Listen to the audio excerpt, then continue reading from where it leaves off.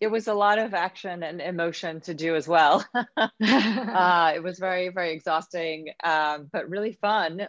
We got to run from giant explosions and, also have a very human connection and story to tell. So it was very grounded and realistic. I had a really nice time working with Jerry, and it was really fulfilling. It was a story that we got to tell before we knew that the world was going to stop.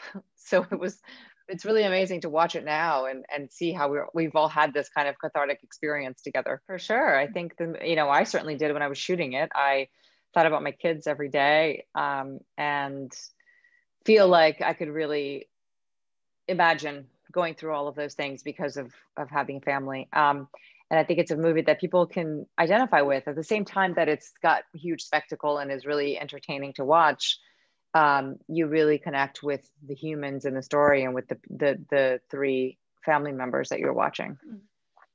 I like that she's no BS. She doesn't really mince words, or,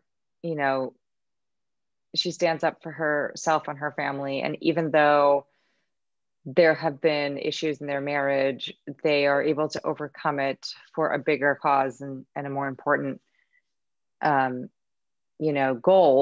And I also like that she's she's not a victim. She takes matters into her own hands. And when she loses her kids, she doesn't just sit around and cry about it. She fights and fights and fights until she gets them back.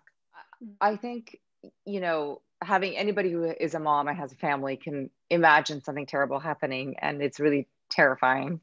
I also think that we are not so far off in the world where something like this could potentially happen. I mean, most recently there was a comment that I think it's one of those things that, is not hard to imagine. And so it's not like watching aliens invade, you're really having an experience that is very much a possibility. So I think it makes you sit on the edge of your seat.